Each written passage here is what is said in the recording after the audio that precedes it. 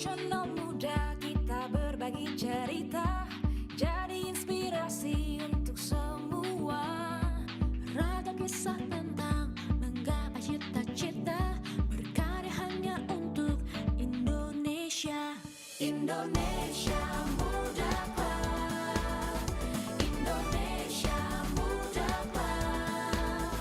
Yang muda yang bicara, yang muda yang berkarya untuk Indonesia. Profesional muda kita berbagi cerita, jadi inspirasi untuk semua. Ragam kisah tentang menggapai cita-cita, berkarya hanya untuk Indonesia. Indonesia Muda Club, Indonesia Muda Club. Yang muda yang bicara, yang muda yang berkarya untuk Indonesia. Hey anak muda Indonesia, tunjukkan semangatmu untuk bangsa. Kita bisa, jangan putus asa, kerja nyata, kamu pasti bisa.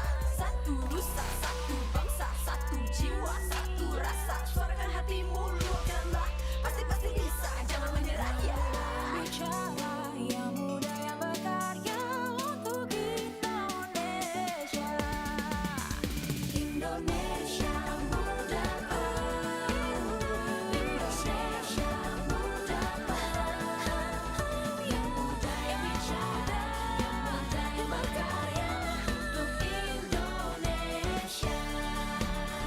Hanya di Indonesia Muda Club.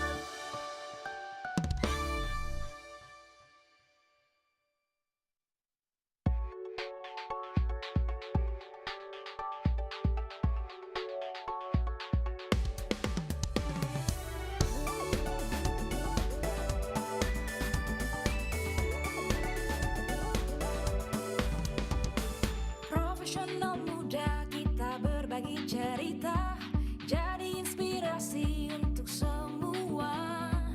Ragam kisah Siapapun bisa mengajar, tapi tak semuanya bisa menjadi guru. Semua orang bisa menolong sesama, tapi tak semuanya bisa mengemban amanah. Siapa saja bisa menjadi abdi negara, tapi belum tentu mengabdi dengan dedikasi. Dengan jaminan pasti dan layanan terbaik, Taspen hadir untuk Anda, pahlawan bangsa. Dahana adalah badan usaha milik negara di bidang bahan berenergi tinggi dengan lini bisnis explosives manufacturing, drilling and blasting, dan related services yang memberikan layanan bahan peledak terpadu untuk sektor pertambangan umum, kuari dan konstruksi, minyak dan gas, serta bahan peledak pertahanan, baik di dalam negeri maupun luar negeri.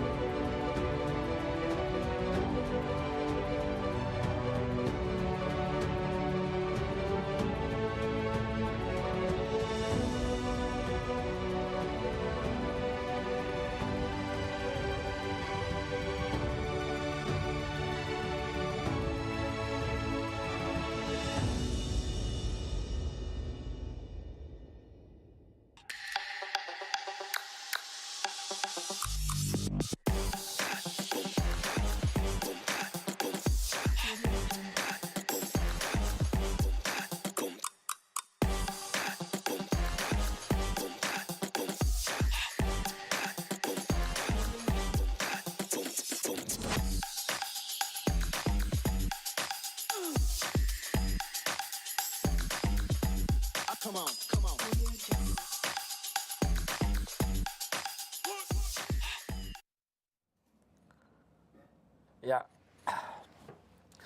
selamat datang profesional muda di Indonesia Muda Club yang episode ke-6. Bersama saya Arya Sinulinga, dan kali ini kita akan banyak bicara mengenai perempuan-perempuan tangguh yang ada di BUMN. Selama ini dikira mungkin BUMN itu karena pekerjaannya banyak laki-laki, ternyata kontribusi perempuan-perempuan juga sangat banyak di BUMN kita. Dan kita tahu juga Pak Erick Thohir, Pak Menteri kita, kali ini memang punya komitmen besar terhadap memberi kesempatan kepada perempuan-perempuan. Bahkan beliau menargetkan hampir mungkin 15-30% ke depan akan banyak direksi-direksi yang diisi oleh kaum perempuan. Tapi sambil menunggu para direksi-direksi tersebut mulai muncul, kita akan lihat nanti bagaimana perempuan-perempuan muda yang tangguh yang ada di BUMN, yang sudah bekerja dan sudah mengabdi tidak hanya untuk BUMN tapi juga untuk Indonesia. Dan kita akan saksikan video yang satu ini.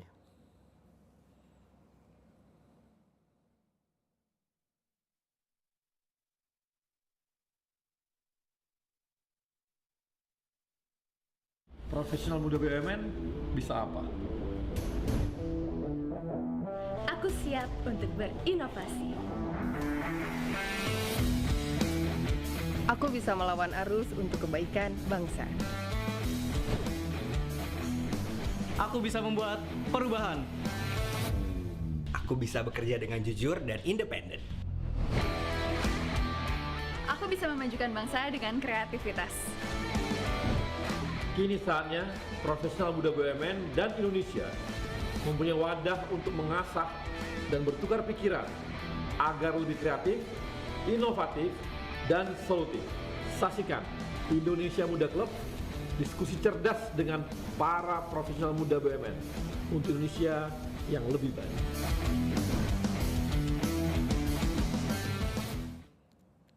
Ya, dan kali ini saya akan ditemani oleh 5 wanita tangguh, 5 perempuan tangguh.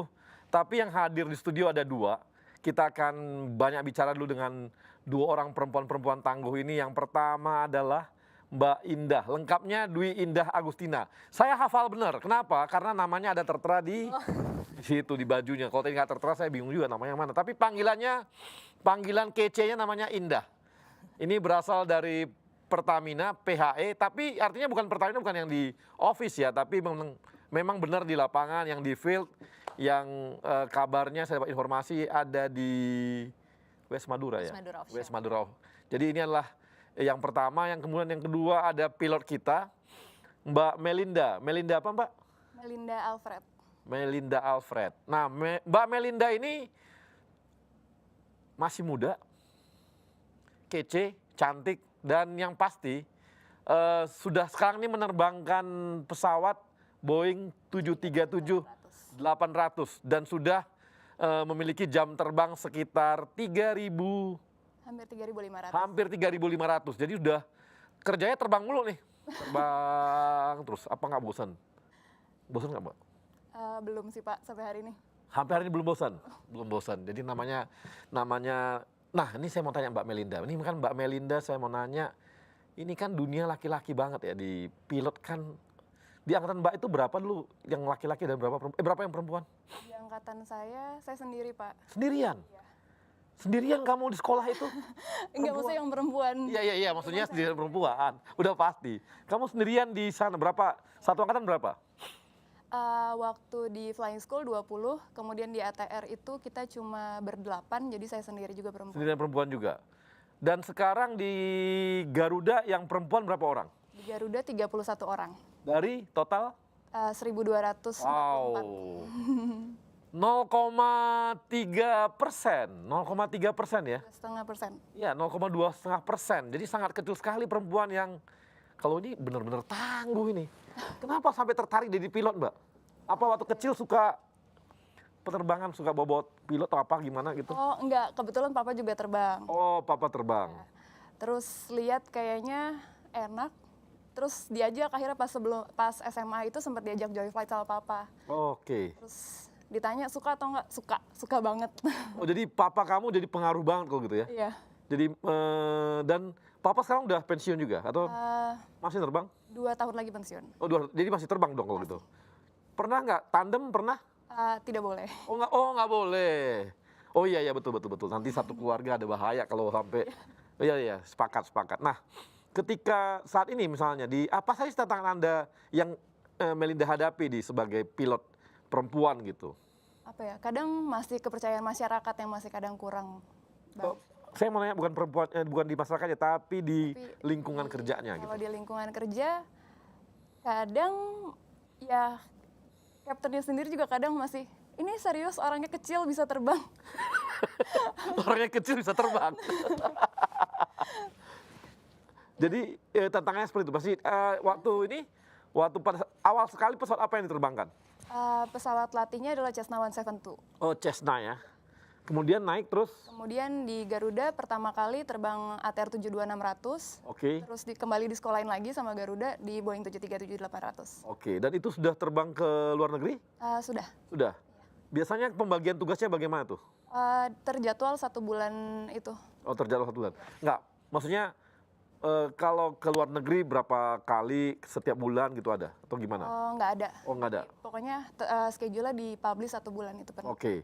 Nah itu biasanya batas waktu Mbak untuk menerbangkan tuh berapa jam biasanya? Kalau 1 hari itu maksimum kita terbang 9 jam. Terbang 1 9 minggu jam? 30 jam. Terbang 9 jam? Saya kebayang 2 jam aja terbang udah pusingnya bukan main tuh. Kayaknya berat gitu, karena kan gravitasinya itu kan kerasa ya. Itu nggak ada nggak ada pengaruh terhadap tubuh atau bagaimana? Kalau 9 jam itu memang sudah diteliti secara psikologi. Jadi manusia itu mampu terbang sampai 9 jam. Mampu terbang 9 jam. Dan itu disamain aja, bahwa laki-laki perempuan sama 9 jam. Pak. Sama aja. Nggak ada bikin perbedaan untuk perempuan mungkin, udah deh perempuan 5 jam deh gitu. Nggak ada. Nggak ada, jadi sama aja. Sama aja. Nah, kemudian jadi sering dong gitu, co-pilotnya sering jadi laki-laki juga dong kalau gitu? Jadi saya first officer, saya co-pilotnya. Oh, oke. Kaptennya. Kaptennya masih ini?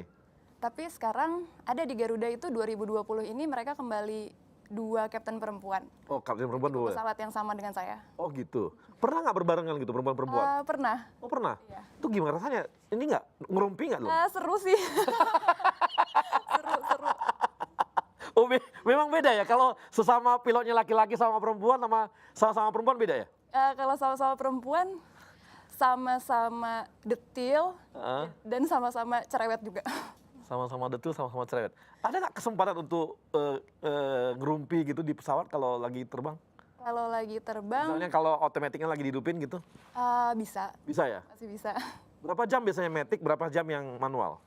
Biasanya take off landing itu kita yang lakukan. Pasti. Tapi di cruisingnya hampir penggunaan automation itu dimaksimumkan. Oh dimaksimumkan. Oke, nah itu selama matic gitu ngerumpi dong kerjaan? Enggak. Buka IG gitu? Enggak bisa. Oh nggak bisa? Dilarang pegang handphone? Tidak boleh. Tidak boleh? Iya. Tidak boleh ya? Jadi nggak boleh pakai handphone? Tidak. Jadi, nah saya mau nanya lagi nih, tantangannya gimana tuh kerasa di lingkungan yang isinya laki-laki semua gitu? Apa ya? Kadang mungkin ini cuma menurut pandangan saya, Ya Pak. nggak apa-apa dong pandangan kamu. Kadang itu kalau laki-laki dilihat secara potensial mereka bisa dipercayain. Tapi kalau perempuan benar-benar harus ketika mereka melakukan baru orang lain bisa percaya. Oke, jadi kalau laki-laki orang confident lah gitu, langsung oke. Kalau Dari perempuan, ucapan gitu bisa orang bisa percaya. saya kebayang kamu nggak pakai seragam sekarang orang nggak percaya kamu pilot. Kecuali kalau pakai sayap, kalau ada sayap kan orang oh ya pilot. Ini kan enggak gitu. Kebayang gitu kalau pakai baju biasa, santai gitu ya. Nggak kebayang ini pilot bukan, nggak yakin orang.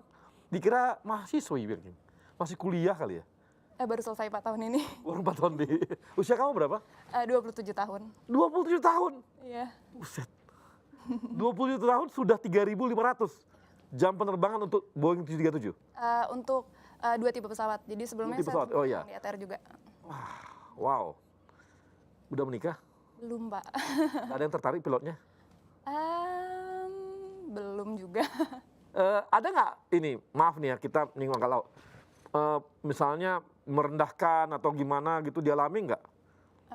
Siapanya, Pak? kamunya gitu. Maksudnya saya direndahkan. Oleh yang lain, laki-laki lain, pilot-pilot lain atau apa gitu. Kadang iya. Oh, kadang iya. Aduh. Curhat jadinya. Ya karena kamu masih kecil itu kali ya. Mungkin karena saya kelihatan kecil. Kalau teman-teman kamu yang wanita yang senior itu memang lain lagi, tangguh banget gitu. Ya tetap ada pasti sih femininnya pasti. Pasti ya. Ya tapi di kokpit ya beda, kita tetap kerjain sesuai prosedur. Ya, oke. Nah saya mau ke Mbak Indah nih. Kalau Mbak Indah ini, aduh, kebayang ya pakai makeup di field gitu. Enggak dong Bang. Oh nggak pakai makeup di field? Enggak, Oh, kita enggak. situasional. Kalau memang makeup dibutuhkan di tempat tertentu baru kita pakai. Oh, oke. Nah ini Mbak Indah kapan masuk Pertamina? Masuk Pertamina itu 2015. 2015. Sebelumnya ada di swasta. Di swasta. Itu di field juga? Sama di field juga, bolak-balik ya Jakarta Field. Oh, Jakarta Field. Dulu waktu di swasta di fieldnya di mana aja? Fieldnya itu dia di Pulau Padang ya, dekat Sumatera. Oke. Jadi kita memang lapangannya di sana macam-macam sih, tapi itu namanya lapangan Malaka Street namanya Pak. Oh, Malaka Street. Offshore? Ada offshore-nya, ada onshore-nya, tapi kalau offshore-nya bukan di laut lepas kayak di West Madura ini. Oh enggak. Oh, sang yang ini baru di laut lepas. Ya, kalau yang West Madura ini kan maksudnya benar-benar di tengah laut gitu. Kalau yang dulu tuh dia kayak apa ya? Kayak di agak offshore-nya tuh maksudnya tipenya rawa gitu. Jadi kayak bukan laut yang ombak dan segala macamnya. Ya, kalau yang sekarang ini dialami seperti itu ya? Iya, benar truly offshore lah kalau ini. Nah, di offshore ini di lapangan berapa orang ya itu biasanya Pak di lapangan? Kalau satu shift-nya yang 2 minggu itu loh. Satu shift 2 minggu itu kita range-nya biasanya 50 sampai 60 POB. Ya. Itu total di living accommodation boat-nya gitu. Oke. Nah, itu biasanya depend on project-nya juga, Pak. Jadi kadang kalau misalnya memang ada project yang kompleks, which is kita butuh peralatan service company yang support ke kita lebih banyak, POB-nya bisa lebih dari itu juga. Oke. Gitu. 60 itu perempuan berapa orang? 1 atau maksimal 2 biasanya. Sendirian? Iya. 2 minggu sendirian? Wah, kamu pujaan semua. Tidak hanya laki-laki, mesin-mesinnya pun muja kamu. Sampai minyak-minyaknya pun, jangan-jangan dia keluar langsung muja-muja kamu gitu. Sendirian. Nah itu kehidupan di fieldnya gimana tuh? Dia kerja berapa jam, habis itu apakah tetap 8 jam atau 12 jam atau gimana? Kalau kerja di field itu kita benar-benar non-stop 1 kali 24 jam ya. 24 jam kali 7 hari itu nggak pernah berhenti. Tapi kita ada shift-shiftnya per 12 jam.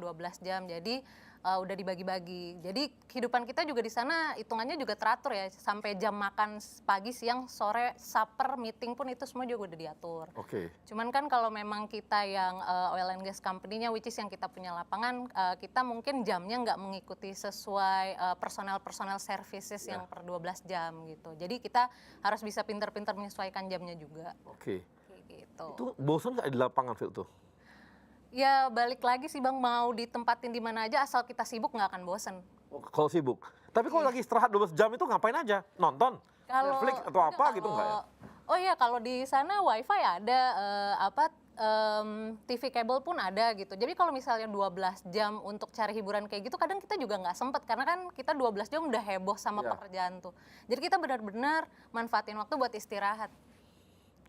Nah, kalaupun ada waktu pun juga, ya mungkin colongan juga video call mungkin sama keluarga kayak gitu. Oh gitu, udah menikah? Sudah Bang. Oh jadi anak ada? Ada. Jadi kalau gitu anaknya tinggal? Anak ditinggal. Wah. Tapi alhamdulillah keluarga support, jadi mau ditinggal ke field pun suami juga kasih izin, semuanya beres lah. Kerjaan juga aman, anak-anak juga aman. Kebayang, suaminya disiksa.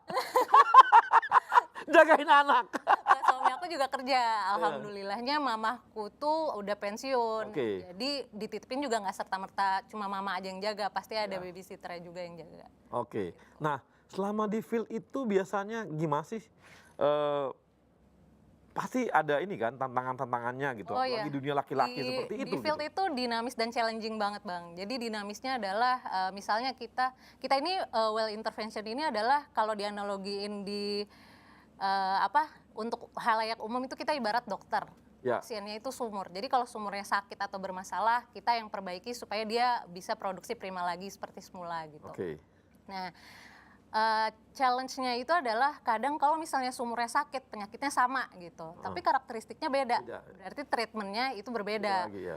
Nah, peralatan dan materialnya itu pun juga berbeda. Challenge-nya adalah karena lapangan offshore West Madura itu tipe lapangan atau platformnya NUI, normally unmanned installation, jadi kita tidak bisa tinggal di sana. Nah, accommodation life kita itu adanya di lift boat kita namanya. Jadi kita itu sailing dengan boat beserta peralatan kerja.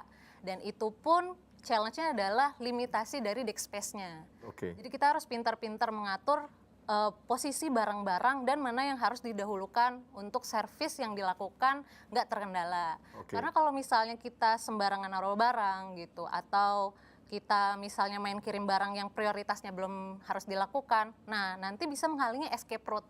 Jadi once namanya kita harus melakukan drill atau memang kondisi emergency, nah akhirnya escape route-nya tertutup, malah menyebabkan kefatalan bagi hal-hal yang lain kayak gitu. Terus challenge yang lainnya adalah cuaca. Oke. Karena di offshore itu kecepatan angin dan ombak itu sangat berpengaruh. Ngaruh. Jadi kita harus pintar-pintar mengambil window kapan dari ramalan cuaca ada cuaca buruk. Nah, kita harus bisa bersiap-siap nih mengatur schedule gimana caranya pekerjaan kita nggak keganggu. Oke. Ini sebenarnya banyak banget ya, banyak sekali yang mau ditanyakan mengenai. Nanti kita tanya lagi di segmen yang berikutnya, tapi sebelumnya saya akan kenalkan narasumber kita yang lain. Ada Resna Octavia. Resna Octavia ini adalah polisi khusus kereta api. Halo Mbak Resna. Selamat sore Bang. Nah, selamat sore Mbak Resna. Nah, udah pakai baret segala. Kemudian ada Mbak Reni Kurniawati. Mbak Reni, ada Mbak Reni? Ada. Yang mana Mbak Reni? Ah, ini. Nah, ini Mbak Reni ini wajah senyum, tenang, kalem, tapi di kerjanya membuat apa namanya? Buat bahan peledak. Atau meledakkan bahan peledak. Kita tanya lagi lebih detail deh. Kemudian ada Farah Dewi. Bang Ari.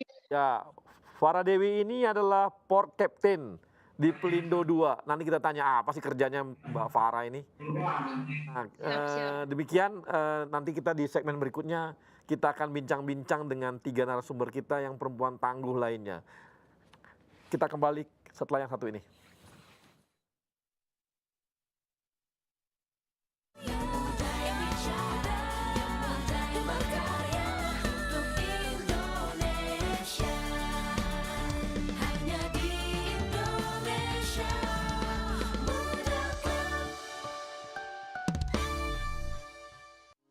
Dahana adalah badan usaha milik negara di bidang bahan berenergi tinggi dengan lini bisnis explosives manufacturing, drilling and blasting, dan related services yang memberikan layanan bahan peledak terpadu untuk sektor pertambangan umum, kuari dan konstruksi, minyak dan gas, serta bahan peledak pertahanan, baik di dalam negeri maupun luar negeri.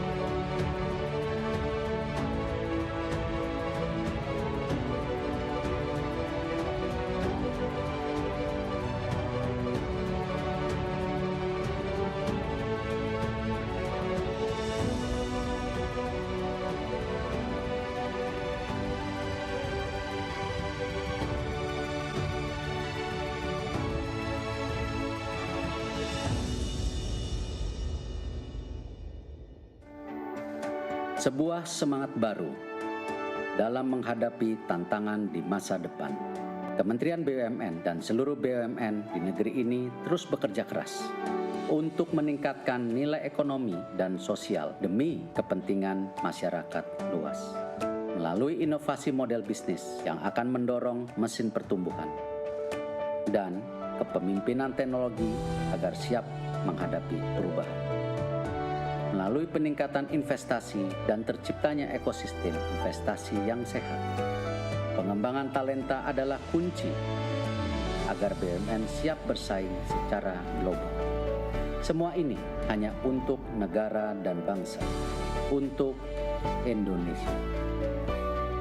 Semangat baru ini kini hadir dengan wajah baru, dengan bentuk visual yang terinspirasi semangat inovasi dalam pemanfaatan teknologi. Dalam komposisi yang menggambarkan semangat kolaborasi, membentuk inisial institusi kebanggaan kami, bersanding dengan lambang negara Indonesia tercinta, Garuda Pancasila.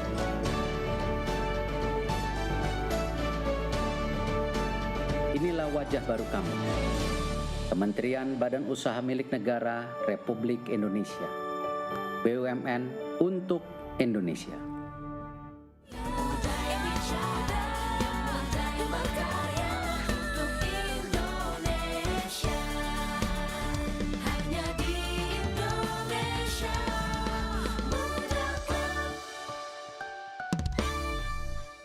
Ya, Profesional Muda, kita kembali lagi bersama narasumber kita dan kali ini kita mau bincang-bincang dengan Mbak Resna. Mbak Resna, halo Mbak Resna. Selamat sore. Apa kabar? Ini lagi bertugas atau di rumah? Alhamdulillah hari ini sedang di kantor. Lagi di kantor.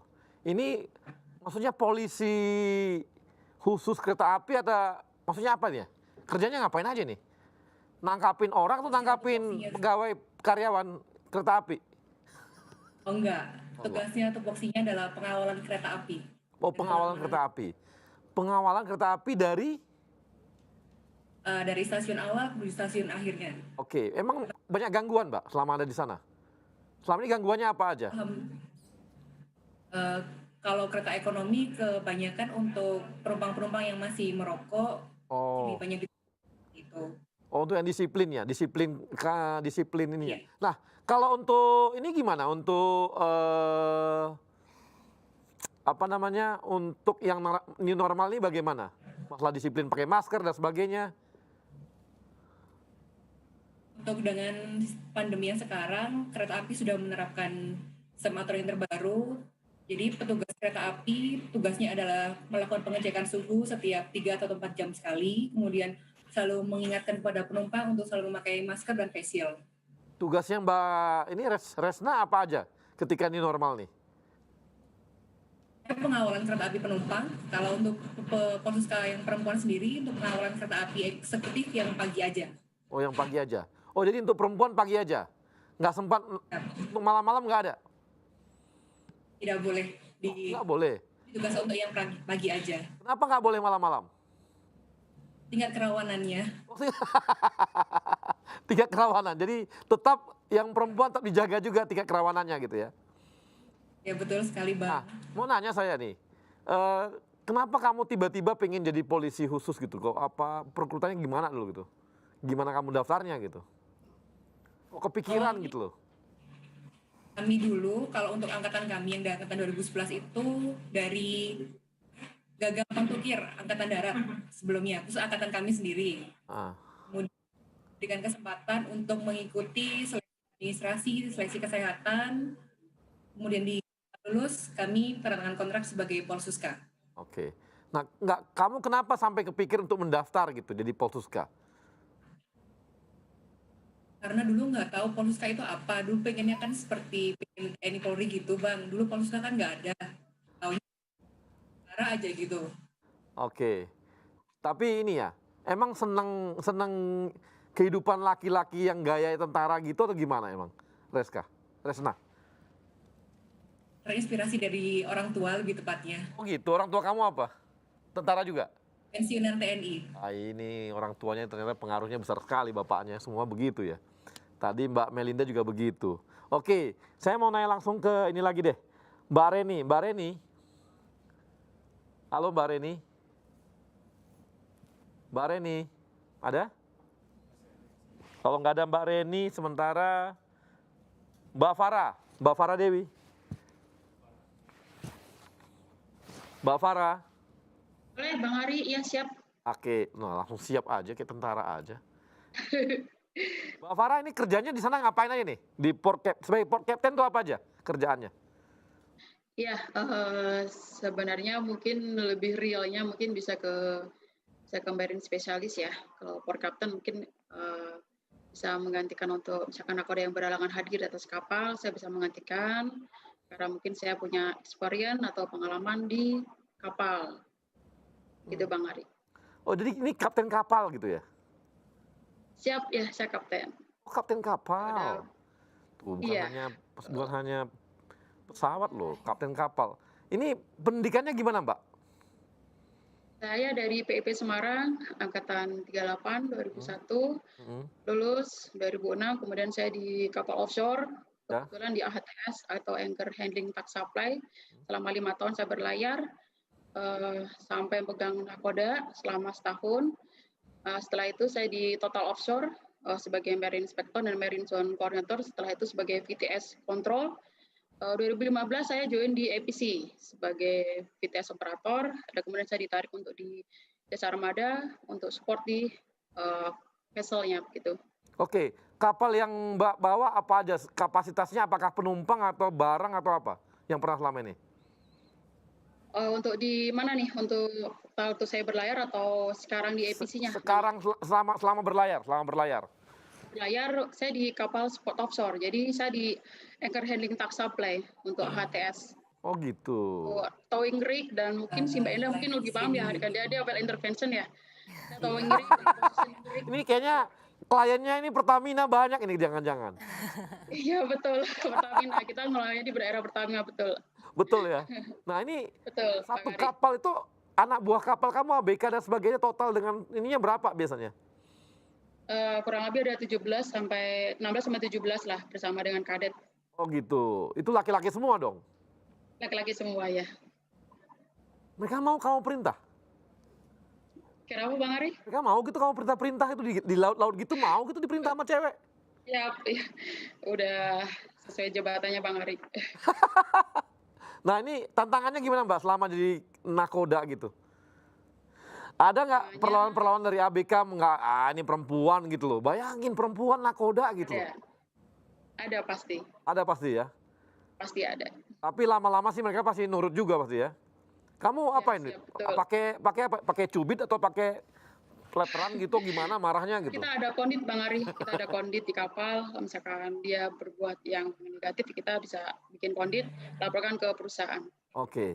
Jadi saya ingin tahu cara kamu mimpin mereka bagaimana, leadership kamu gimana untuk mimpin laki-laki yang memang kebanyakan ABK kan laki-laki semua tuh, apalagi di laut gitu. Itu biasanya kamu kalau di laut tuh berapa lama? Berapa hari atau apa?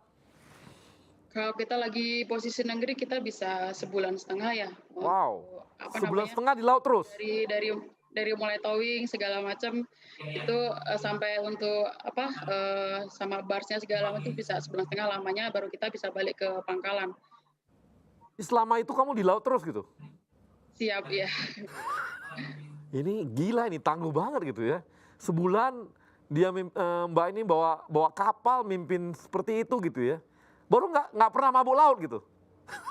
Insya Allah nggak pernah Bang Ari. Nggak pernah lagi ya. Ada kawan saya suka mabuk itu. Mabuk laut maksudnya mabuk darat. Ini jadi Mbak itu selama di proses-proses seperti ini ya, proses-proses naik seperti itu, hambatan dari manajemen atas ada nggak? Melihat karena kamu perempuan gitu, ada nggak? Atau mereka lihat kemampuan teknis kamu aja? Enggak ada. Ada ya? Overall masih baik ya. Enggak, maksudnya gini, artinya kadang-kadang kan ada hambatan-hambatan karena perempuan, apalagi Anda di dunia sangat laki-laki begini gitu. Nggak ada sih. Nggak ada ya? Alhamdulillah nggak ada Bang Ari, nggak ada. Nggak ada ya? Wah ini syukur juga ya, karena biasanya dengan dunia yang seperti ini kan berat banget tantangannya, baik dari bawah dari lapangan yang setara maupun dari atas kan biasanya nggak percaya gitu. Karena perempuan bisa mimpin kapal gitu kan. Oke, makasih Mbak Farah. Saya langsung ke Terima kasih Bang Ari. kembali ke Mbak Reni. Mbak Reni dari Dahana. Iya. Halo Mbak. Masuk suara saya masuk kah? Oh masuk. Mbak Reni kan dulu dari kuliahnya di UPN Pertambangan ya? Iya, di kuliah di UPN Pertambangan. Baru udah biasa selama ini di Dahana berapa lama udah? Dari tahun 2017. 2017, oh berarti udah 3 tahun ya. Sibuk dengan dunia bahan peledak sejak kapan? Sejak awal? Sejak masuk Dahana. Sejak masuk Dahana. Dan kamu memilih untuk yang memang kerjanya urusan meledak-ledakan itu? Memang dulu waktu kuliah saya sempat jadi asisten laboratorium peledakan. Oh. Kebetulan Dahana buka lowongan jadi saya daftar. Daftar. Baru yang pernah kamu ledakkan berapa besar? Terbesar? Lapangannya? Kita ngukur. Lumayan besar, mungkin sekitar 10 kali 10. Mungkin 5 sampai 10 lapangan sepak bola. 5 sampai 10 lapangan sepak bola. Itu batu, isinya semua batu dong ya? Iya, batu. Batu semua. Itu tekniknya gimana, Mbak? Apa bahan peledaknya ada titik-titik tertentu yang kamu ditentukan mana yang paling lemah atau bagaimana? Ada nggak tekniknya? Gimana tekniknya? Kalau kita kan bahan peledaknya kita tanam ke dalam, kita tanam ke dalam permukaan tersebut ya, kita buat kita buka lubang bor dulu, baru bahan peledaknya kita masukkan. Nah, nanti ketentuannya biasanya batunya kita bawa ke lab dulu, kita uji coba batunya seperti apa, baru nanti ditentukan bahan peledaknya yang baik seperti apa. Oke, nah kerjanya Mbak Reni sendiri di bagian mananya? Dari bagian dari peledakan tersebut? Saya safety officer-nya. Itu apa aja Mbak kerjanya? Yang saya ingin tahu tuh. Saya memastikan bahwa kegiatan tersebut berjalan sesuai dengan K3. Dari awal sampai akhir itu semuanya selamat. Baru Mbak juga yang nentuin ini, maksudnya menentukan bahan peledaknya yang mana, jenisnya yang mana, berapa kekuatannya, berapa kilo dan sebagainya, itu Mbak ikut merancangnya nggak? Itu langsung kita diskusi dengan 12 engineer-nya ya, karena mereka lebih tahu batuannya seperti apa. Terus kemudian kita diskusi dengan kami, karena kami lebih spesial ke bahan peledak, sesuai yang cocok seperti apa, baru nanti kita tentukan bersama. Nah, 10 kali lapangan bola itu biasanya untuk meledakkannya butuh berapa ton bahan peledak? Atau berapa kilo? Tergantung batuannya. Tergantung beda lagi kalau di batu bara maupun di mineral atau emas, itu kebutuhan bahan peledaknya tergantung dari batuan tersebut. Kalau untuk batu bara deh, untuk batu bara 10 kali lapangan bola itu berapa lama baru bisa diledakkan semua? Bertahap kan? Ya, biasanya kalau misal lokasinya sudah siap, biasanya kita ditargetkan pas istirahat siang itu harus sudah diledakkan. Oke. Biasanya berapa lama, Mbak? Untuk meledakkan satu kawasan, itu di lapangan berapa lama? Dari pagi kita mulai start dari jam 6 sampai jam 11, itu biasanya sudah selesai. Apa langsung bisa diledakkan gitu? Apa langsung selesai semua? Atau ada tahapannya? Tahapannya nggak? Misalnya berapa hari gitu nggak? Oh enggak, biasanya kan di hari sebelumnya kita bikin lubang bornya dulu, baru nanti paginya lubang bornya sudah siap semua, kita masukkan bahan peledaknya, siangnya bisa langsung diledakkan. Karena untuk saat kita melakukan peledakan kan semua area harus steril, terus alat berat tidak boleh, harus minimal radius 500 meter dan lain sebagainya. Makanya pas istirahat siang itu harus sudah diledakkan. Kita istirahat siang. Oke. Mbak tertarik dengan untuk meledakkan pertambangan tuh dari mana ya? Sejak kapan gitu? Sejak kuliah, karena menurut saya bahan peledak itu keren. Jadi saya memilih di peledakan. Jadi bahan peledak itu keren gitu ya. Jadi Iya. memilih dunia itu karena keren. Ini baru mengasihkan. Ternyata ada perempuan yang melihat bahwa bahan peledak itu keren. Sehingga masuk ke dunia itu gitu ya. Dan Karena bisa menghancurkan batuan gitu, jadinya keren ini, sepertinya menarik. ini hobinya lain nih. Hobinya meledakkan dan menganggap bahwa itu sangat keren gitu ya. Oke, dan kan itu Mbak laki-laki semua pada umumnya ya, yang kerja di situ ya, di bidang itu ya? Ya, laki-laki semua. Laki-laki semua? Rata-rata? Emang yang biasa di tempat kamu berapa orang yang perempuan? Kalau untuk di sana sendiri, hanya saya. Tuh kan bener. Hanya sendirian dia. Ternyata ini karena dia kayaknya memang sangat jarang ada perempuan menganggap bahwa bahan peledak itu keren. Wajar kalau cuma dia sendirian dan di dahana yang kerjanya meledak-meledakkan bahan peledak. Karena ini hobi sendiri nih. Emang orang tua kamu suka ada latar belakang orang tua gitu yang mendorong, nggak ada? Nggak ada. Pacar nggak? Pacar nggak? Saya wira swasta. Pacar nggak dorong tuh? Nggak ada. Udah punya pacar? Suami saya. Oh suami. Suami kamu di dahana juga? Enggak, dia di geologis di beda perusahaan tapi di pertambangan juga. Oke, jadi tapi dia suka meledakkan juga bahan peledak?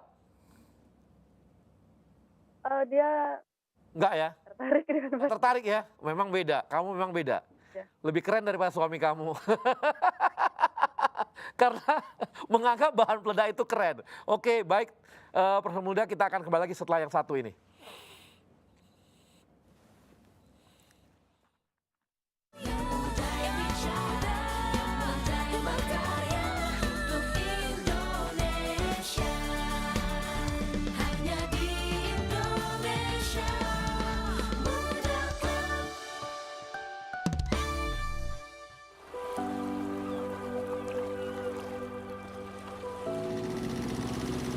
Indonesia, negara kepulauan terbesar di dunia, di mana pengembangan infrastruktur dan konektivitas maritim memegang peranan kunci untuk memajukan perekonomian bangsa. Pemerintah mencanangkan program tol laut sebagai solusi untuk menekan biaya transportasi dan menurunkan disparitas harga antara Indonesia Barat dan Indonesia Timur. IPC merupakan badan usaha milik negara yang bergerak di bidang jasa kepelabuhanan, berkomitmen untuk terus melakukan inovasi guna meningkatkan kualitas pelayanan pada seluruh stakeholders.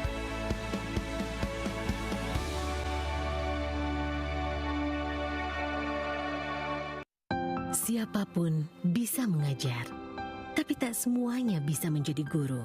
Semua orang bisa menolong sesama, tapi tak semuanya bisa mengemban amanah.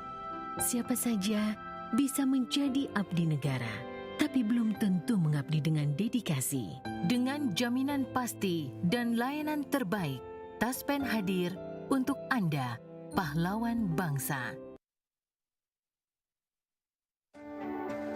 Sebuah semangat baru dalam menghadapi tantangan di masa depan. Kementerian BUMN dan seluruh BUMN di negeri ini terus bekerja keras untuk meningkatkan nilai ekonomi dan sosial demi kepentingan masyarakat luas. Melalui inovasi model bisnis yang akan mendorong mesin pertumbuhan dan kepemimpinan teknologi agar siap menghadapi perubahan. Melalui peningkatan investasi dan terciptanya ekosistem investasi yang sehat. Pengembangan talenta adalah kunci agar BUMN siap bersaing secara global. Semua ini hanya untuk negara dan bangsa, untuk Indonesia.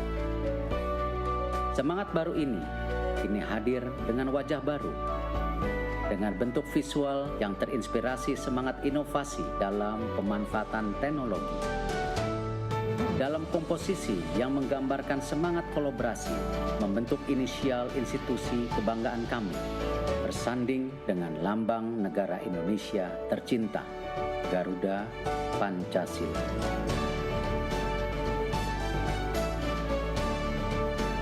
Inilah wajah baru kami, Kementerian Badan Usaha Milik Negara Republik Indonesia, BUMN untuk Indonesia.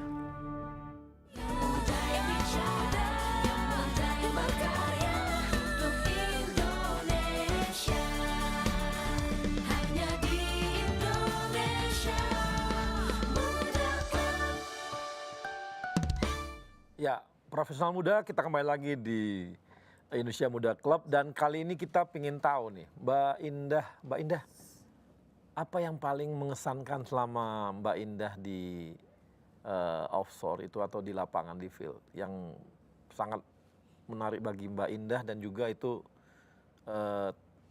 tantangan sebagai perempuannya gitu. Yang pengalaman paling menarik itu adalah pada saat kita mengguidance dan memonitoring eksekusi dari program-program yang kita buat di lapangan. Karena di situ kapabilitas kita benar-benar dipertaruhkan di situ kan. Kita dipercaya atau tidak sama personel-personel di lapangan untuk bisa mengguidance itu semua.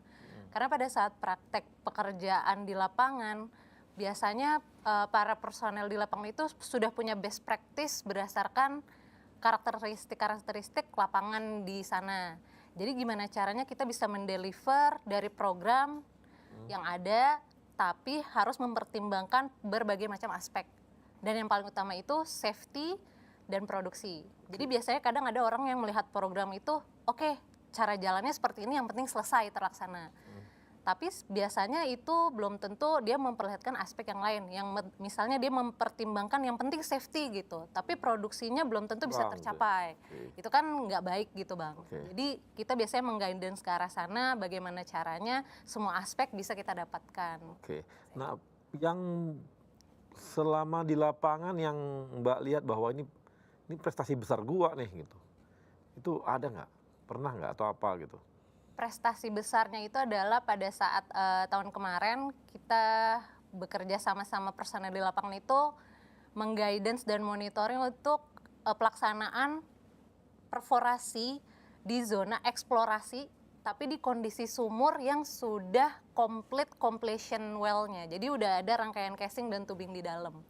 Dan itu kita harus melakukan pembukaan zona eksplorasi, which is kalau pembukaan zona eksplorasi itu kan biasanya kita nggak tahu tuh reference dari lapisan-lapisan yang sebelumnya udah dibuka seperti apa. Itu challenge yang paling besar di sana. Oke, Mbak Melinda. Nah ini Mbak Melinda pernah nggak bawa pesawat waktu terbangnya itu agak gimana gitu atau waktu mendaratnya agak gimana gitu? Yang buat deg-degan semua orang gitu, penumpangnya juga deg-degan. Yang bikin deg-degan biasanya cuaca ya. Oh cuaca.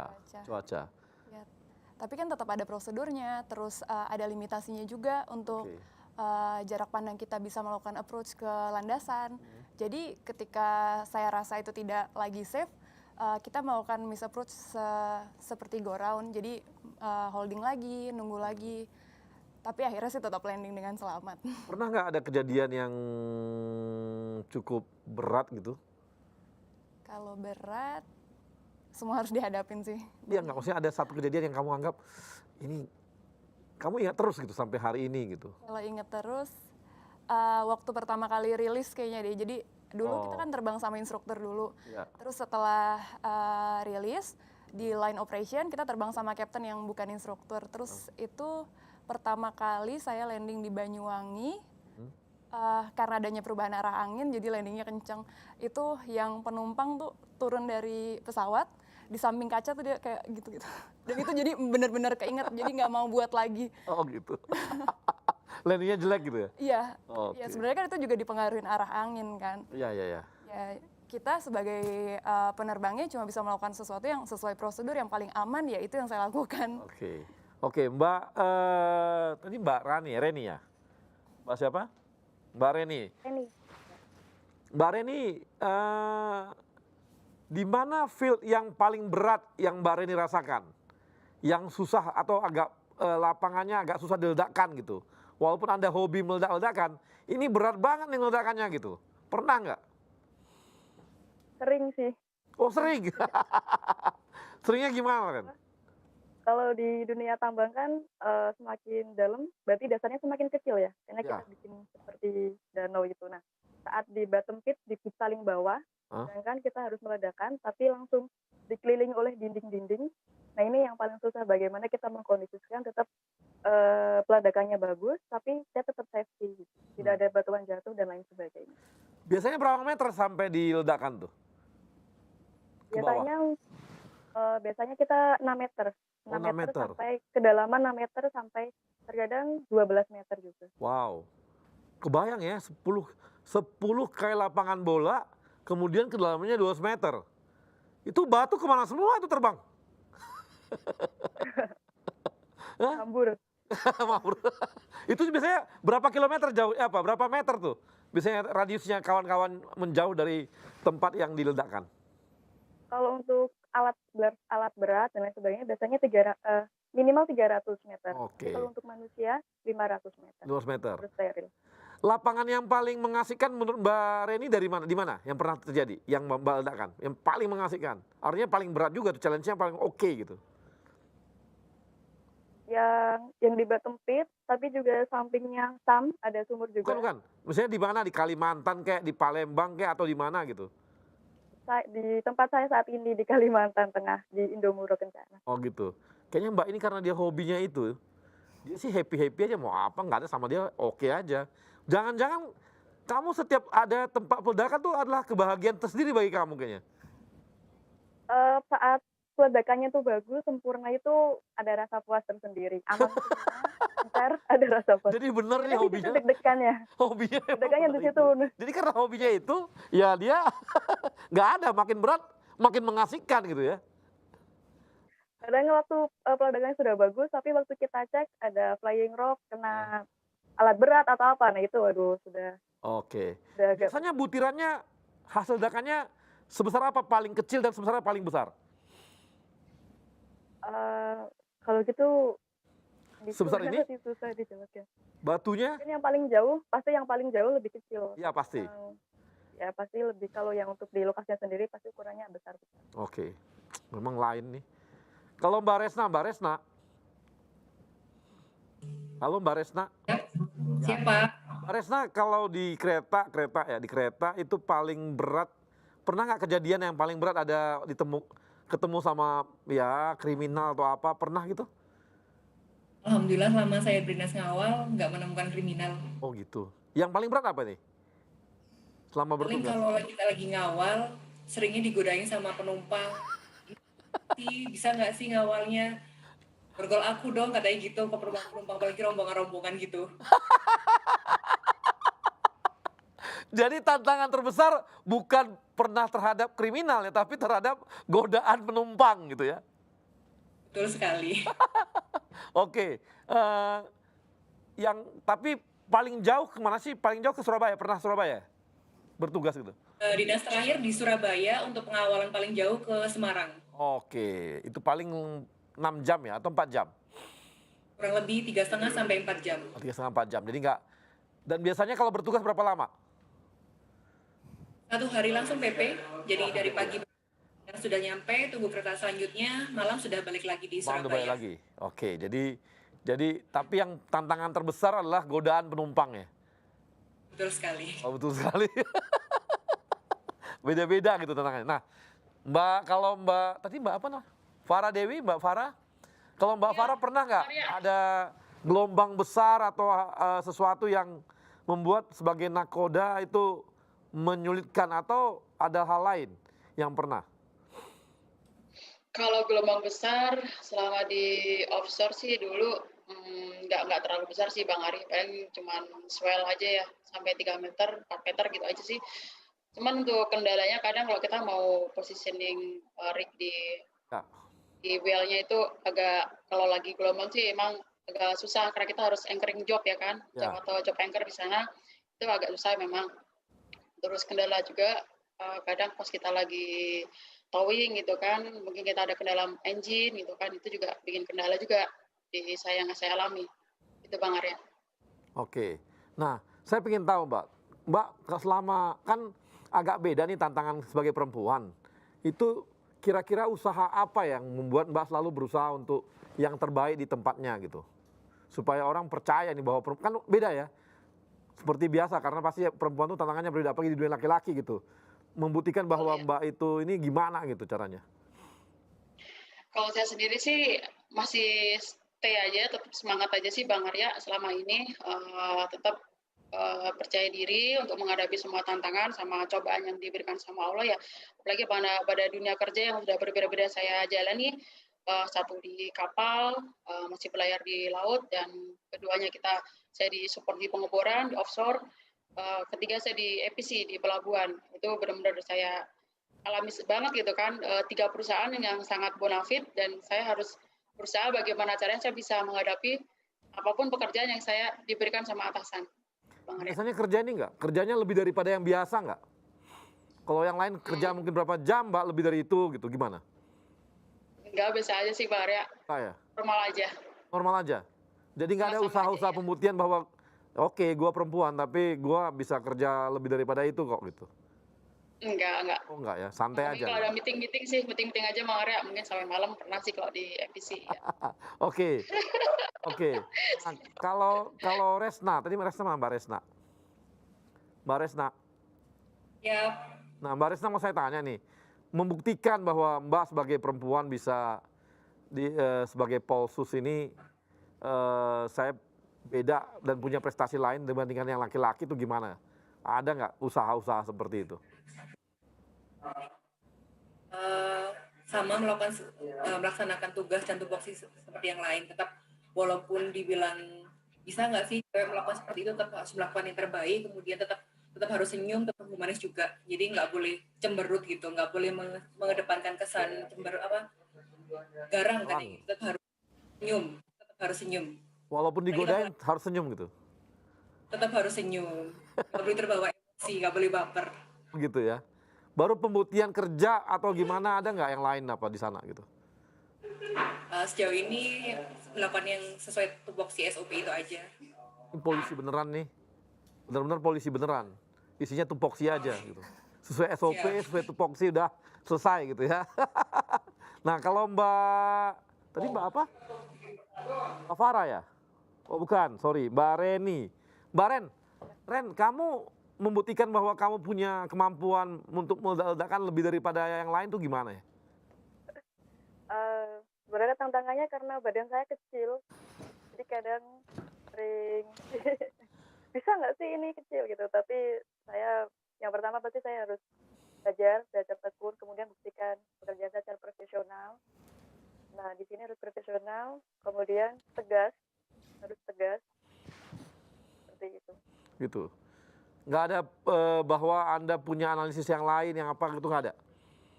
Kalau itu pasti secara naluri di lapangan. Naluri ya? Iya. Dan itu dipercaya sama laki-laki itu semua? Alhamdulillah ya. Naluri kamu dipercaya mereka? Karena kita biasanya diskusi di lapangan, seperti ini, analisis ini seperti ini. Ya, karena kamu hobinya meledakkan, jadi orang percaya sama naluri kamu aja gitu ya. Tetap harus ada analisis dan lain-lain. Oke, Mbak Indah ini kan apa ada sesuatu yang berbeda yang Mbak Indah lakukan gitu di lapangan sehingga paling nggak pembuktian bahwa saya perempuan tapi ini kok gitu, bisa kok gitu. Atau hanya sekedar sama untuk dengan laki-laki lain aja? Atau ada lebih sesuatu gitu? Lebihnya sesuatu kalau perempuan adalah kita bekerja dengan kesetaraan gender di pekerjaan ya, perempuan dan laki-laki, dan kapabilitasnya diakui, kita sama di sana. Tapi kan perempuan itu kayak hormonal human gitu kan. Gimana caranya kita bisa mengatur mood pada saat menghadapi pekerjaan.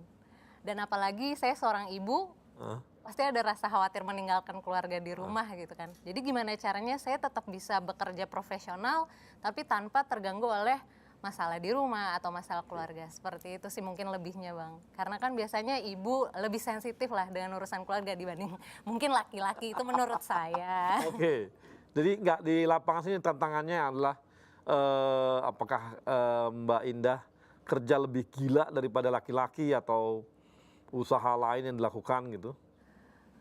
Mungkin pada saat awal kalau namanya perempuan menemukan sesuatu yang di luar commonnya dia tahu gitu, mungkin ada satu panik, mungkin paniknya itu lebih dari laki-laki gitu. Ya.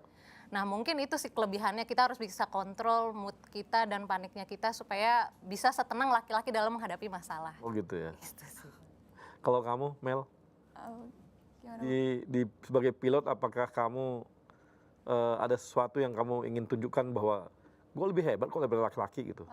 Kalau ditunjukin mungkin enggak, tapi ya di dalam dirinya gitu. Setiap kali diberikan schedule, jadi setiap kali diberikan kesempatan untuk melakukan take off landing, saya berusaha melakukan performance yang paling baik. Dan itu dipercaya gitu? Iya. Emang beda sama laki-laki lain? Apanya nih? Misalnya dalam hal, ya tadi itu, positioning yang kamu ambil itu gitu. Decisionnya, kebanyakan sama, tapi ya harus melakukan effort yang lebih. Untuk dapat apresiasi yang sama. Ya karena kan untuk menunjukkan bahwa kalian itu bisa mampu melakukan pekerjaan yang laki-laki semua itu kan susah gitu. Kan susah tuh. Mungkin sekarang sih udah enak karena udah biasa. Tapi pada awal-awal sekali kan sangat sulit gitu. Iya sih. Sulit nggak sih atau biasa aja? Ya biasanya ada kesulitannya juga sih Bang. Kayak mungkin awal-awal kan di underestimate kayak emang perempuan tahu apa sih technical seperti itu kan. Tapi buktinya kan dengan kinerja kita, kapabilitas kita dalam pengambilan keputusan, dan ternyata apa yang kita putuskan berjalan dengan baik dan benar, disitulah kita diakui kan. Ya mungkin dulu kan, kalau sekarang sih orang sih udah cuek kali ya. Kamu naik masuk ke field ya orang biasa aja. Tapi awal-awal kan beratnya bukan main tuh, membuktikan bahwa kamu tuh bisa gitu kan. Enggak juga sih Bang. Enggak juga? Tetap aja mau naik ke laut tiap saat juga pasti ada rasa worry gimana gitu kan. Karena kan namanya kalau saya di offshore gitu kan, resikonya lebih tinggi dibandingin di lapangan di onshore gitu kan. Jadi tetap ada rasa deg-degan tersendiri. Apalagi kalau misalnya tahu pada saat musim monsun gitu. Monsun kayak biasanya akhir tahun gitu kan, cuaca buruk. Mau naik kapal kru boat aja udah denger wah ketinggian ombak nih 3 meter ke atas atau seperti apa gitu. Itu udah pasti kita waduh kuat nggak nih ya naik boat bisa sampai ke sana tanpa mabuk kayak gitu. Masih bisa mabuk? Mabuk laut Bang. Iya maksudnya mabuk laut masih bisa? Masih bisa Bang. Masih bisa, kirain udah cuek aja gitu. Mungkin ada orang yang jago kali ya mengatasinya. Cuman kadang kalau misalnya kita lagi cuaca buruk juga terus di accommodation booth gitu ya, lagi berdiri normal aja terus kita ngeliat komputer kerja, itu bisa tiba-tiba mual dan pengen ke toilet gitu kan, pusing gitu segala macam. Jadi sebenarnya mau udah pengalaman banyak, tapi memang kalau secara physically seperti itu tetap ada rasa tidak enak ya. Tetap aja. Makasih Indah. Kita teman-teman profesor muda kita akan kembali lagi setelah yang satu ini.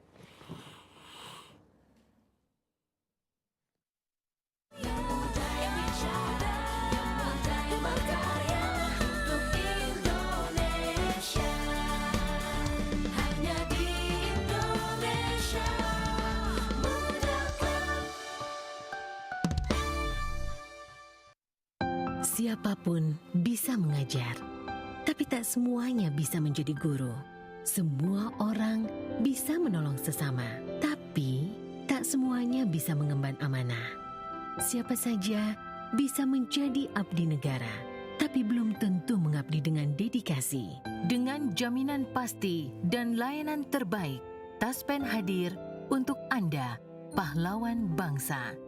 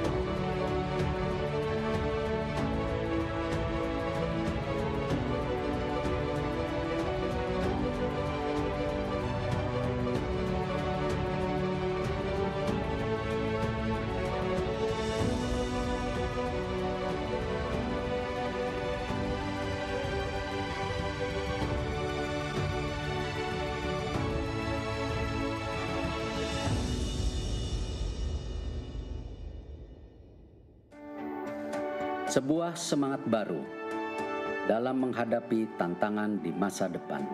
Kementerian BUMN dan seluruh BUMN di negeri ini terus bekerja keras untuk meningkatkan nilai ekonomi dan sosial demi kepentingan masyarakat luas. Melalui inovasi model bisnis yang akan mendorong mesin pertumbuhan dan kepemimpinan teknologi agar siap menghadapi perubahan. Melalui peningkatan investasi dan terciptanya ekosistem investasi yang sehat, pengembangan talenta adalah kunci agar BUMN siap bersaing secara global. Semua ini hanya untuk negara dan bangsa, untuk Indonesia. Semangat baru ini kini hadir dengan wajah baru, dengan bentuk visual yang terinspirasi semangat inovasi dalam pemanfaatan teknologi. Dalam komposisi yang menggambarkan semangat kolaborasi, membentuk inisial institusi kebanggaan kami, bersanding dengan lambang negara Indonesia tercinta, Garuda Pancasila.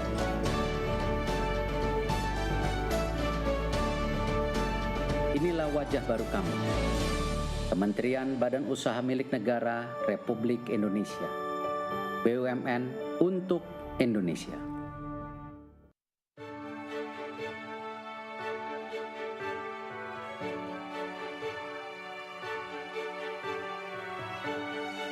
Amanah. Kami memegang teguh kepercayaan yang diberikan. Kompeten. Kami terus belajar dan mengembangkan kapasitas. Harmoni.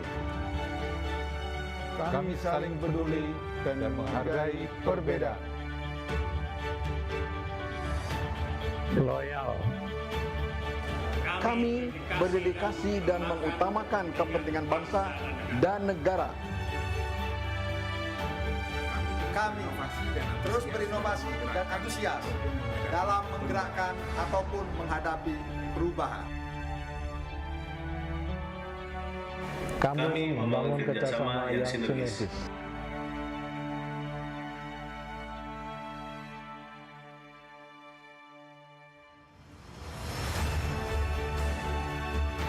Kami siap bertransformasi mewujudkan akhlak BUMN. Kami siap memberikan yang terbaik dengan akhlak BUMN. Saya akan pimpin, saya akan kawal. Mari wujudkan akhlak BUMN untuk Indonesia.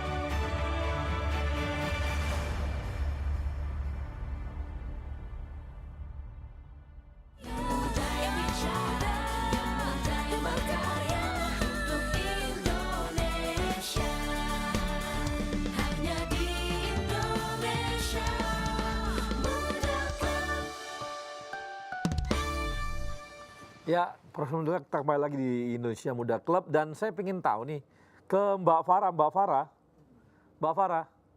Siap, Bang Arya.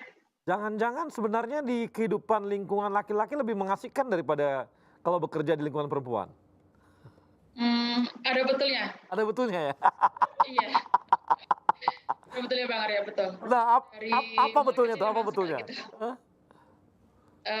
Memang dari kecil sih suka bergaul sama laki-laki ya. Dari mulai SMP saya tim basket, SMA juga tim basket juga. Terus kemudian kuliah di pelayaran juga. Saya satu kelas juga sendiri perempuan. Kemudian di kapal juga sendirian perempuan. Di offshore juga sendirian. Kemudian di APC lagi banyak temannya di sekarang perempuan-perempuan. Terima kasih. Jadi ternyata memang asik ya di dunia laki-laki itu asik gitu ya kerjanya ya? Asik ya, betul. Asik banget. Pasti supportnya jangan-jangan lebih besar lagi karena laki-laki. Laki-laki kan sedang support perempuan. Sebenarnya iya. Sebenarnya iya. Perempuan tuh agak cerewet gitu kalau di kapal sih. Kalau nggak ada cewek kan nggak ada yang cerewet. Terus kalau ada cewek juga baunya ada harum-harumnya. Kalau laki-laki semua kan nggak ada harum-harumnya. Ternyata betul nih, jadi ternyata malah di dunia laki-laki. Nah Mbak, ini kan saya pengen tahu Mbak Farah, nggak kasih motivasi ke perempuan-perempuan yang ada di luar sana gitu ya. Hey, ini mengasihkan kok di dunia laki-laki ini. Mereka malah bisa lebih perhatian sama kita, lebih bagus mensupport kita. Dan tantangannya tidaklah seperti yang dibayangkan gitu. Supaya makin banyak perempuan yang masuk dalam dunia yang Mbak tekuni gitu, Mbak Farah? Bagi cewek-cewek di luar sana atau perempuan-perempuan di luar sana, ayo semangat selalu untuk tetap biarpun kita di dunia laki-laki ya, tetap semangat. Dan seperti saya memberikan, ada pantun nih Bang Arya, saya punya pantun nih. Ada pantunnya, ayo Mbak. Satu itik dalam panci, pemundi-pemundi cantik, ayo masuk APC. Karena sekarang saya kan besar di APC nih Bang Arya, jadi saya tetap harus majukan APC. Iya dong, harus. Nanti karena itu kebetulan IPC itu dirutnya teman saya seangkatan lu kuliah, sejurusan. Siap. Sama nakalnya kami berdua. Cuma lebih nakal saya, udah pasti itu. Arif ya? Iya Pak Arif. Pak Arif tuh teman saya sejurusan loh. Sama-sama, dia tuh orangnya baik banget, baik, nurut. Kalau saya sih bandel banget saya. Baik, makanya Pak kayak gini, hasilnya begini, dia hasilnya begitu, dirut dia. Siap Arya. Oke, kemudian saya mau nanya nih sama Dwi. Jangan Dwi. Saya lebih ke ini dulu. Ke siapa? Mbak Reni. Mbak Reni. Ya Pak. Kamu nggak pengen ngajak kawan-kawan kamu yang perempuan ikut dalam dunia kamu ini? Nggak pengen ya? Cuma pengen kamu sendiri aja? Pengen sih Pak. Tapi rata-rata kan satu jurusan juga sudah masuk ke dunia yang sama. Iya, maksudnya nggak pengen ngajak perempuan-perempuan ke dunia kamu ini? Atau kamu mau monopoli sendiri? Kadang sama seperti yang Mbak Farah bilang sih, kadang ribet kalau sama perempuan. Ini beneran, ternyata mereka menikmati sendiri di dunia laki-laki itu. Jadi kalau dibilang bahwa, oh kamu kayaknya ini ya, pokoknya kamu jadi idolanya semua orang deh kalau gitu di sana ya? Ya enggak juga sih Pak. Kadang juga ya? ada beberapa yang enak, tapi ada lebih banyak yang nggak enak. Jadi cukup terseleksi secara alam aja. Oh gitu ya? Perempuan ini. Kamu jangan-jangan kamu lapar dikit, cowok-cowok itu langsung kasih makan kamu? Ngamuk biasanya kalau saya lapar sedikit. Jadi nggak pengen Mbak dorong-dorong yang muda-muda untuk masuk ke dunia bahan peledak, nggak pengen? Pengen sih, pengen sekali untuk ada penerusan yang lebih baik tentunya. Pasti sangat mendorong yang muda-muda. Oke, kalau Mbak Resna. Ya Bang. Nah, Mbak Resna memang lebih asik ya? Dunia laki-laki lebih asik nih. Tadi udah 2 orang mengatakan lebih asik katanya. Daripada dunia perempuan lebih asik dunia laki-laki katanya. Bener nggak sih? Setuju sama Mbak Farah sama Mbak Reni. Setuju ya? Jadi ternyata menikmati ya? Betul sekali.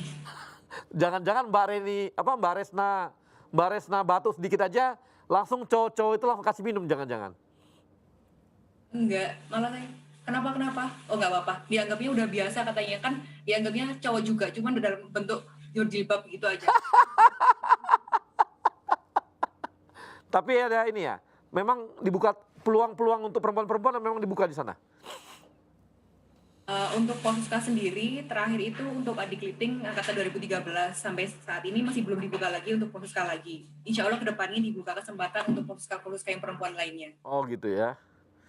Udah ada adik-adik kelas yang diajak di SMA gitu yang diajak untuk masuk Polsuska? Ada, kita selalu mempromosikan tentang rekrutmen kereta api termasuk Polsuska sendiri. Oke. Jadi tapi ternyata lebih mengasihkan perempuan ya. Dunia laki-laki itu asik untuk dunia perempuan, untuk orang-orang perempuan ya. Bener nggak sih, Nda? Betul sekali.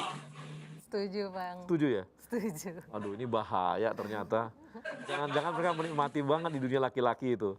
Karena mereka jadi idola mungkin ya. Mungkin salah satunya. Salah satunya itu juga.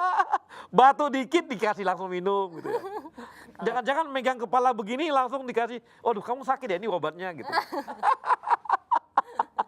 Bener nggak? Enggak juga. Enggak juga. Tapi lebih asik ya? Memang lebih asik. Lebih asik karena mereka ya laki-laki ya ini ya. Paling tidak mereka nggak banyak aneh-aneh gitu. Dalam arti ya tahu dong politik perempuan ya. Saya kok sok tahu ya dunia politik perempuan. Emang benar gitu? Kalau di Garuda kan kita sekarang jumlahnya 31 Pak, Bang. Kita tuh punya grup namanya Sri Kandi Garuda. Oke. walaupun di tempat laki-laki, di forum itu kita jadi ternyata perempuan-perempuan yang punya satu passion sama kita itu juga sama asiknya. Oke. Jadi, saya kebetulan udah terbang sama 2 kapten perempuan di Garuda dan benar-benar menyenangkan. Jadi pekerjaan ini, akhirnya profesi ini sebagai pilot tidak hanya mayoritas laki-laki, tapi ketika dikerjakan sama perempuan tetap tetap menghasilkan penerbangan yang aman, yang nyaman juga. Pramugari senang nggak kerja sama kamu? Senang, sekarang senang. Senang ya? Iya. Lebih Kadang asik? ada yang ngajakin, gimana Mbak nggak mau di make upin? Oh nggak mau di make upin? Iya. Emang nggak make up ya kalau pilot jarang? Kalau saya pribadi jarang. Jarang gitu ya? Kalau pramugari kan wajib ya? Iya. Kalau ini nggak ada? Wajib rambutnya bagaimana gitu nggak ada? Kalau rambut, kalau lagi terbang saya ikat ke belakang. Oh ikat belakang, itu wajib? Iya. Oh wajib ya? Oke.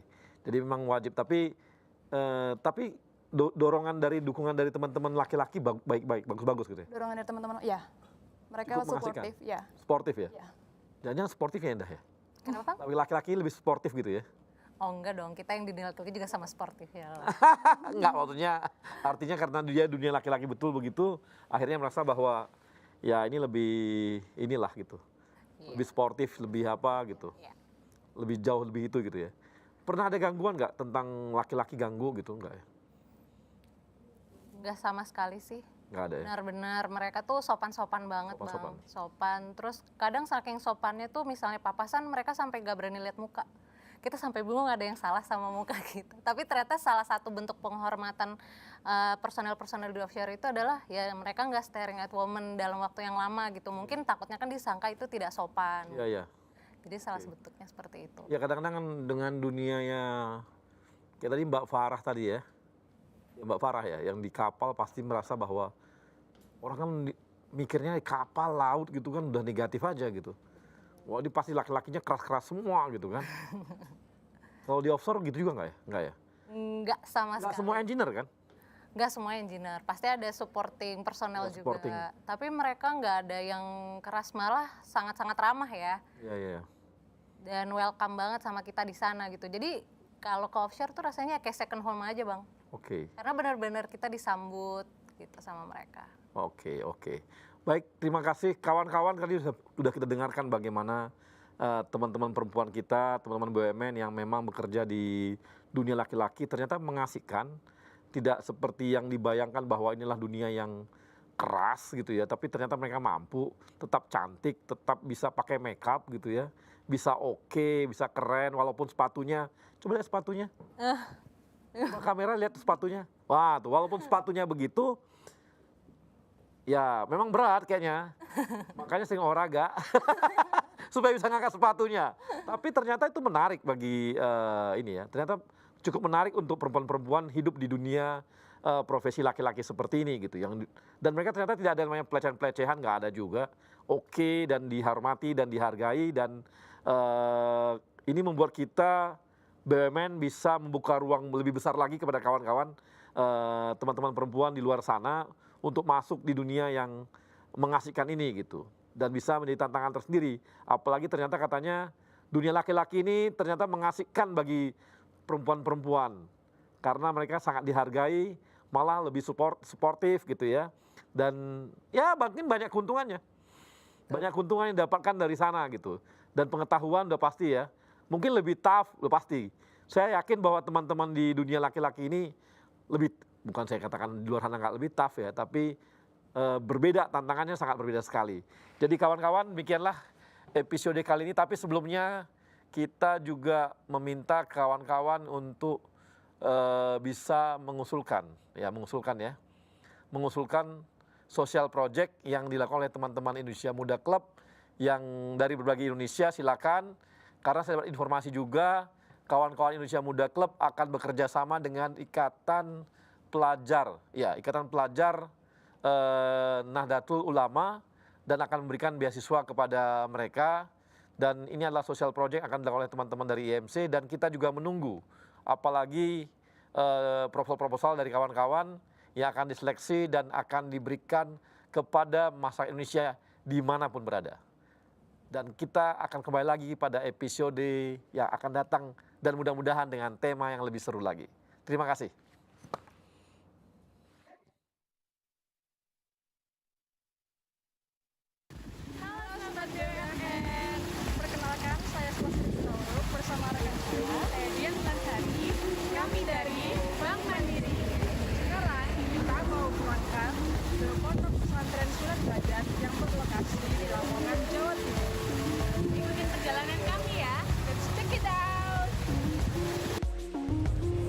Indonesia Muda Club bersama Ikatan Pelajar Nahdlatul Ulama menyelenggarakan sosial project beasiswa kader unggul untuk para mahasiswa berprestasi dan yang membutuhkan.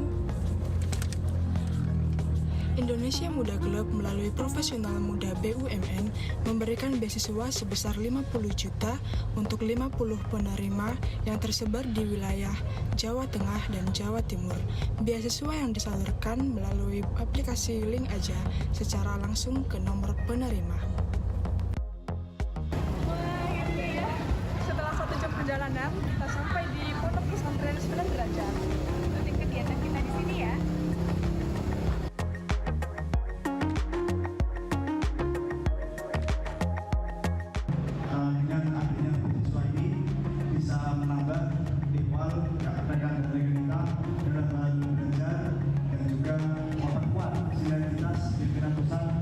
Ikatan Pelajar Nahdlatul Ulama maupun Ikatan Pelajar Putri Nahdlatul Ulama dengan Kementerian Badan Usaha Milik Negara serta Indonesia Muda Club.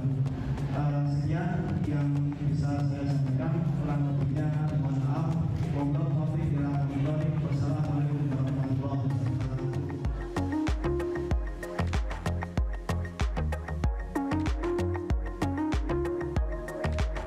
Terima kasih atas penyerahan beasiswa kerjasama Kementerian Badan Usaha Milik Negara dengan pimpinan pusat Ikatan Pelajar Nahdlatul Ulama. Semoga semakin jaya. Terima kasih. Terima kasih kepada penyerahan program beasiswa kader unggul IPENU bekerjasama dengan BUMN.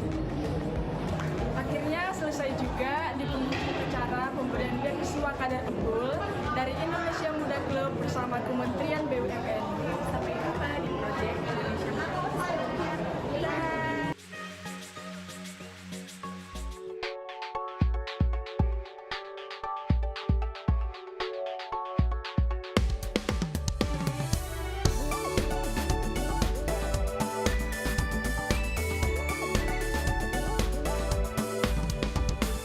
Profesional muda, kita berbagi cerita, jadi inspirasi untuk semua. Ragam kisah tentang menggapai cita-cita, berkarya hanya untuk Indonesia. Indonesia Muda Club, Indonesia Muda Club, yang muda yang bicara, yang muda yang berkarya untuk Indonesia. Profesional muda, kita berbagi cerita, jadi inspirasi untuk semua. Ragam kisah tentang menggapai cita-cita, berkarya hanya untuk Indonesia. Indonesia Muda